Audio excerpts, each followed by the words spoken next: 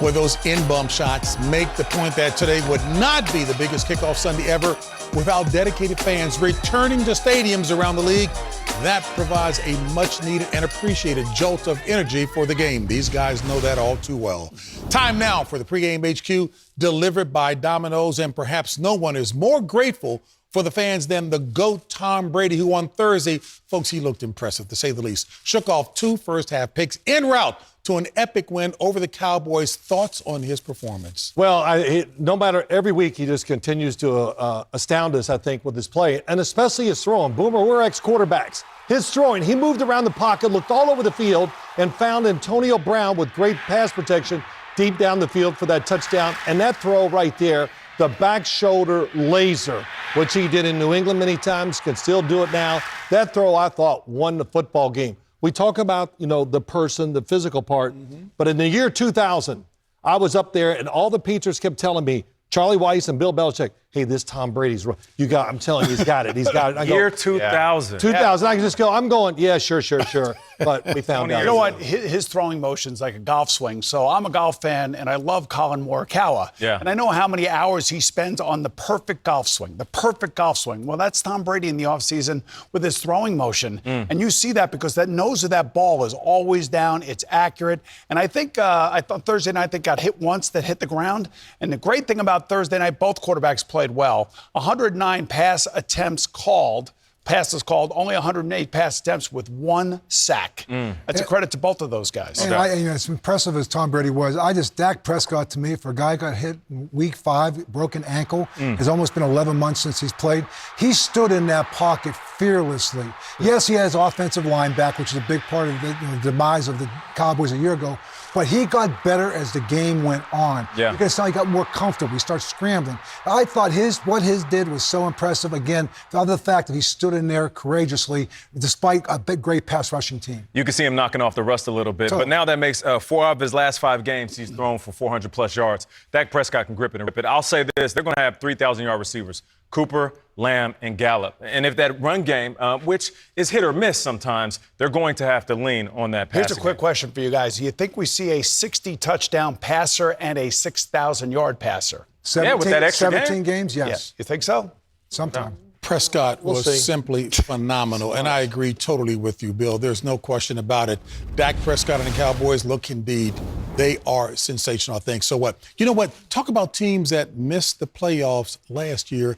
Talk about those that did that you expect to be back in the fold this year. I'll jump right in, and I'll stay with the Cowboys. I'm excited about this team. They're good on paper. They have everything that they need. It feels like they're fixing some of the mishaps that they had last year. I do have them taking the NFC East. And before you say, Nate, well, what about that defense? Listen, they face Tom Brady. Tom Brady is Tom Brady, so he's going to carve up most defenses in the NFL. But with that said, they held the Tampa Bay Buccaneers to 52 yards rushing and caused 4 turnovers. So that defense is a lot better than last year. Well, I'm going to step out there and take a team that really had a bad year last year. That's the Denver Broncos. I think they got their offensive line straightened out. And listen, they got Bradley Chubb chasing the quarterback along with Von Miller, a good secondary. Those 3 receivers they have.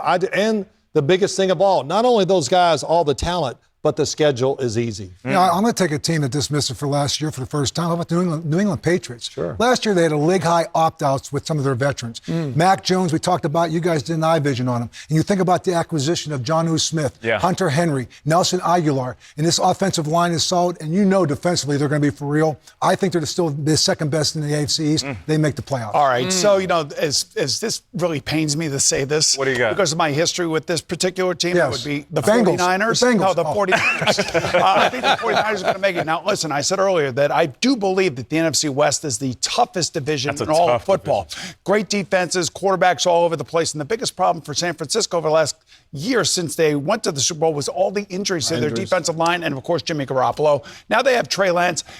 Kyle Shanahan's going to mix in Trey Lance somewhere along the line here. I think they are destined to be back. And not just back, I mean really back to the NFC Championship game. I know you guys love the game, but you guys are fired up. Oh, yeah. Week 1, baby. Oh, my gosh. Hey, folks, and earlier this week, the Washington football team commemorated the 20-year anniversary of the September 11th attacks.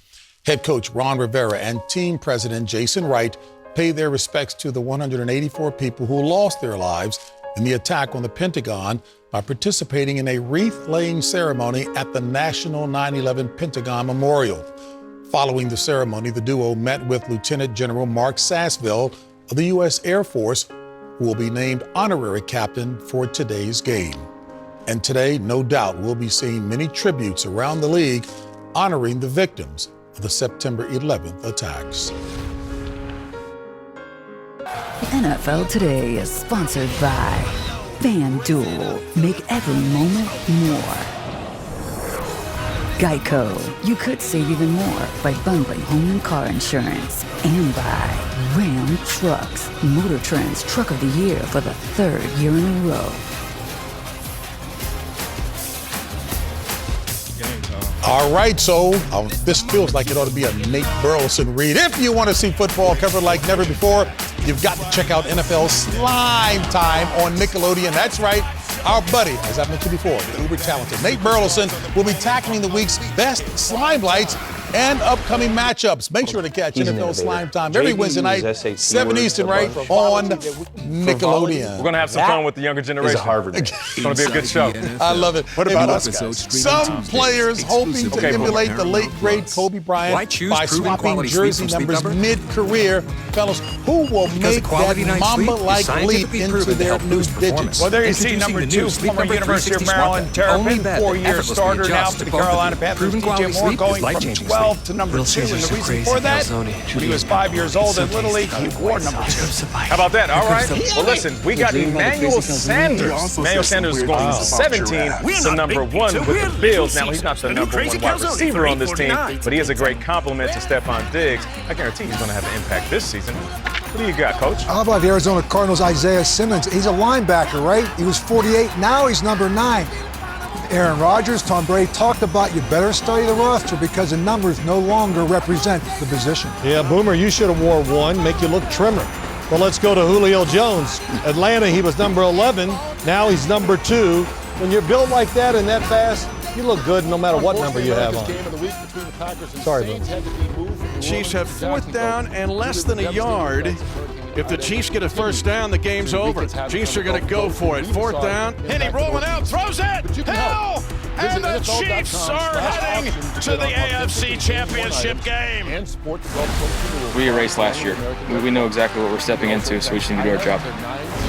We're playing a really good football team. It'll be a great test for us. If you're not ready to go for the season opener, I don't know what's going to make you ready. As far as the football game itself, well, the NFL's reigning MVP Aaron Rodgers begins what could be his final season. Following last season's nail-biting loss to the Chiefs, Myles Garrett had a whole offseason to stew. And after the lingering effects of COVID held him back in that game, he spent the summer conditioning his body and his mind. I caught up with him this week as he and his teammates prepare for round 2 against Kansas City. Yes, Myles Garrett does it again. There aren't many like him. Boy, did Myles Garrett come to play.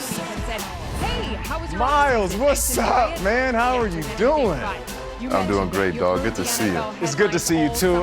Before we get to anything, I just have to acknowledge that is a glorious mustache. Oh, thank you. I've been working on it a little bit. You've been working on it, and I can see you could twist the sides, almost like an evil villain, like you have some big things planned or some evil things for these quarterbacks coming up. I might. We'll see. We'll see. Got one big one coming up in a couple days. We'll see what I plan. So let me ask you, should Patrick Mahomes be worried about this Browns defense? This ensemble that we got, it's new, so they might be underestimating us a little bit.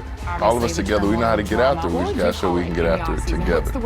His wonderful season for the Cleveland Browns is going to come up short on a day where they will look back and say, we were right there. I would think to myself, we should have won that game. Am I right in that assessment? Yeah, I think so. We were one play away. They were able to make that one play that we weren't able to make. But we feel like if we're doing what we're supposed to do, in a position that we're supposed to be, we're going through next round, and they're not. You're a leader of this defense now. This team looks good on paper.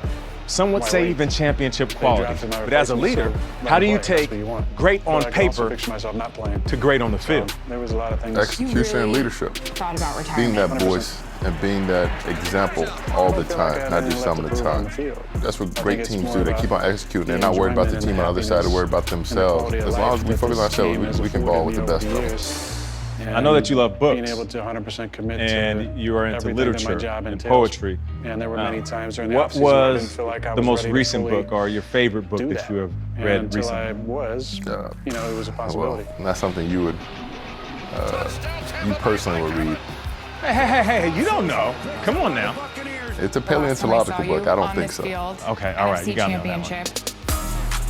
You're a basketball guy, right? So if I were to ask Steph Curry about what he has in his bag, he'll tell you, well, I got the crossover, and also can go up and under. I can hit you with the floater, three-pointer. I can pull it from half court. When you're rushing the quarterback, do you have a pocket of rushes? You know, that was just a nice way of you saying Steph Curry has it all. And it was also a way of me saying that you have it all. So nothing further, Your Honor.